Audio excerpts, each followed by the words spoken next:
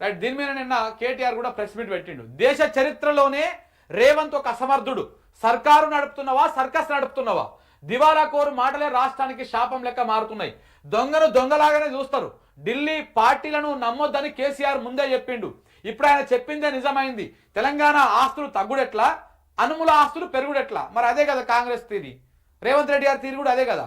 తెలంగాణ ఆస్తులు తెలంగాణ ఆదాయం తగ్గిపోతుంది, అనుముల వారి ఆస్తులు అనుముల వారి ఆదాయము అనుముల వారి పరపతి పెరుగుతుంది. ఈడ రాష్ట్రంలో కాంగ్రెస్ పార్టీ అధికారంలోకి ఇచ్చింది ప్రజలకు ఏదో మంచి చేయమనో రాష్ట్రానికి ఏదో మంచి చేయమనో కాదు. ఆ కాంగ్రెస్ వాళ్ళకు మరీ ముఖ్యంగా ముఖ్యమంత్రి గారి కుటుంబం బాగుపడితే రాష్ట్రం బాగుపడ్డట్టే. పరిపాలన చేత కాకపోతే తప్పుకో, మళ్ళీ అధికారంలోకి వచ్చేది బీఆర్ఎస్ఏ. తెలంగాణ భవన్లో మీడియాతోటి నిన్న కేటీఆర్ మాట్లాడినటువంటి వ్యాఖ్యలు నన్ను చాలా సీరియస్గా చాలా మాట్లాడాడు. ఆయన ఒక గంట సేపు ప్రెస్ మీట్ పెట్టిండు. రేవంత్ రెడ్డి మాట్లాడిన ప్రతి మాటకు కౌంటర్ ఇచ్చిండు. నిజంగా నిన్న కేటీఆర్ ప్రెస్ మీట్ చూస్తే అసలు ఒకప్పటి క్లాస్ లీడర్ అయినా ఈయన అన్నటువంటి విధంగా కనపడింది. పంచులు డైలాగులు జనాన్ని మాస్ పీపుల్ని అట్రాక్ట్ చేసేటువంటి విధంగా నిజంగా కూడా చాలా అట్రాక్టివ్గా మాట్లాడడం జరిగింది. లేదు అప్పు పుడతలేదు కూడా ఇస్తలేడు, వీడు వస్తే చెప్పులు కూడా ఎత్తుకపోతాడేమో అన్నట్టుగా ఆ పరిస్థితి ఉంది దేశం ముందల. అప్పు పుడితే నేను కూడా ఏదో ఒకటి చేసి తెచ్చిచ్చేటప్పుడు అప్పు పుట్టట్లేదు, ఎవరు బజార్లో నమ్మడం లేదు. ఎక్కడ పోయినా దొంగలాగా చూస్తున్నారు అంటున్నాడు ముఖ్యమంత్రి. మరి దొంగలెక్క కాబట్టి ఎట్లా చూస్తారు? దొంగలెక్కనే చూస్తారు.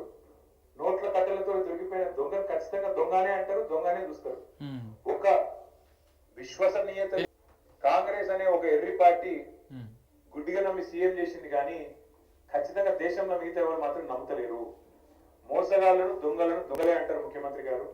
ఖచ్చితంగా అది ఈ రోజు కాదు, చివరి రోజు దాకా కూడా మీ పరిస్థితి అదే ఉంటుంది. పెట్టుకొని చెప్తున్నా. ఢిల్లీకి పోతే అపాయింట్మెంట్ ఇస్తలేరు, చెప్పులు ఎత్తుకపోతారేమో అని చెప్పి కలుస్తలేరు అన్నాడు. అమ్మతో చెప్తున్నా ఈ మాట. నేను ఎవరు చెప్పులు ఎత్తుకపోతానట అంటే చెప్పులు ఎత్తుకపోయేవాళ్ళు వేరే పార్టీలో ఇక్కడ, అది వాళ్ళ కథ వేరు. చెప్పులు ఎత్తుకపోవడం నాకు అర్థం కాదు. ఢిల్లీకి పోతే అపాయింట్మెంట్ ఇస్తలేరు, ఎవరు ఇస్తలేరు? రాహుల్ గాంధీ ఇస్తలేడు, వరకు కరెక్టే. నీకు ఇయ్యరు కూడా. ఎట్లా ఇస్తారు? నీకు తెలిసిపోయింది నీ కథ అంతా. ఇయ్యరు. ఈ కొత్తగా ఎవరైనా చుట్టపూడి కొత్తగా వస్తేనేమో మర్యాద ఇస్తారు ఎవరైనా సరే, 4 రోజులు ఉంటుంది మర్యాద. ఇక కానీ నువ్వు వచ్చేదేమో ఢిల్లీకి నీ పని మీద వస్తావు. మీ మూటలు మోసుకపోయేందుకు 42, 43 సార్లు పోతుంది ఇప్పటికీ. అందులోనంటే ఈయన ఎకానమీ క్లాస్ లో పోతున్నాడు. అబ్బా ఫోటోలు మొత్తం బయట పెడతాం, ప్రైవేట్ ఫ్లైట్లు, బిజినెస్ క్లాసులు, మీ ట్రిప్పులు మొత్తం ఫోటోలు బయట పెడతాం. సోషల్ మీడియాలో ఇప్పటికీ జరుగుతున్నాయి, మళ్ళీ పెడతాం. అరే ఇంత అన్యాయ మాటలు మాట్లాడతారు. 43 సార్లు ఢిల్లీకి పోతుంది, 43 పైసలు లేకపోతుంది. ఏముంటది ఇచ్చేది నీకు ఢిల్లీ మార్కెట్ లో? సరిపోతారు. ఎందుకు ఇవ్వాలి మీకు అపాయింట్మెంట్? ఇస్తలేదు. ఏం చేయాలి మరి? నువ్వు మూటలు మోసేందుకు వస్తున్నావు ఢిల్లీకి, రాహుల్ గాంధీ మూటలు ఇస్తేందుకు వస్తున్నావు. మొదలు మర్యాద ఉంటది, ఈ ఆఖరికి దొంగలు ఎక్కడనే చూస్తారు. నాయకులు ఈ రోజు సమరం అని ప్రకటిస్తారు. ఎవరి మీద సమరం చేస్తారు?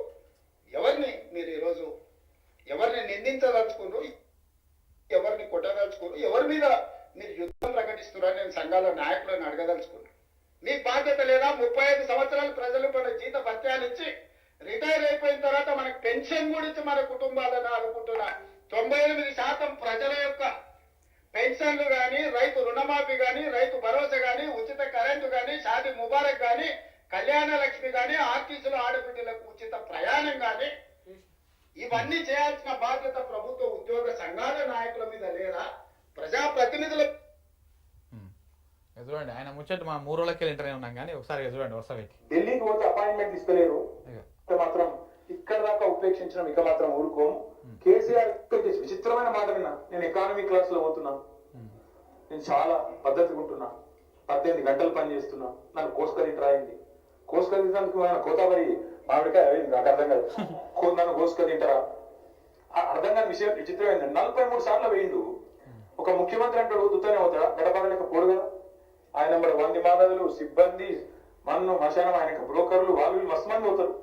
17 నెలల్లో 43 సార్లు నువ్వు ఢిల్లీకి ఎక్కే విమానం దిగే విమానం తెచ్చిందైతే ఏం లేదు. పెట్టిన ఖర్చు ఎంత? శ్వేతపత్రం విడుదల చేయి. 100 కోట్లు పెట్టండి ఖర్చు దాని మీద. మీ జూబ్లీ హిల్స్ ప్యాలెస్ ఏదైతే ఉన్నది, రేవంత్ రెడ్డి గారు ఎక్కడి నుంచి అయితే వర్క్ ఫ్రమ్ హోమ్ చేస్తున్నాడో 3 ఇంతలు పెరిగింది. పెద్దమ్మ గుడి దాకా వచ్చిందట, కొద్దిగా తీతలకు వస్తుందేమో. 2,000 ఎకరాలు కొన్నాడు 4th సిటీ దగ్గర. మొత్తం వెల్దండ నుంచి మొదలు పెడితే 4th సిటీ దాకా 2,000 కోడుక పైసలే లేవటువంటి 2,000 ఎకరాలు కొన్నాడంట. వెల్దండ నుంచి మొదలు పెడితే ఏంటంక ఎకరాలు వీళ్ళ 2,000 ఎకరాలు కొన్నాడు 4th సిటీ దగ్గర. మొత్తం వెల్దండ నుంచి మొదలు పెడితే 4th సిటీ దాకా 2,000 ఎకరాలు వీళ్ళ బినామీలు, వీళ్ళ కుటుంబాస్తులు పెరిగినాయి. 10 లక్షలు కూడా పెట్టుబడి లేని నీ బామ్మర్ది సృజన్ రెడ్డి 1,137 కోట్ల కాంట్రాక్ట్ వచ్చింది. నీ అల్లుడు ఆస్తి పెరుగుతుంది, నీ బామ్మర్ది ఆస్తి పెరుగుతుంది, నీ కొండలరెడ్డి ఆస్తి పెరుగుతుంది, తిరుపతి రెడ్డి ఆస్తి పెరుగుతుంది, నీ వియంకుల అప్పులు రైట్ ఆఫ్ అవుతాయి, నీ ఇల్లు 3 ఇంతలు పెరుగుతుంది. కానీ రాష్ట్రం మాత్రం సంకనాగిపోతుంది, దివాలా అయిపోతుంది. ఎట్లయితుంది మరి ఇది? అవు నిజంగానే వాస్తవమే. ఏంది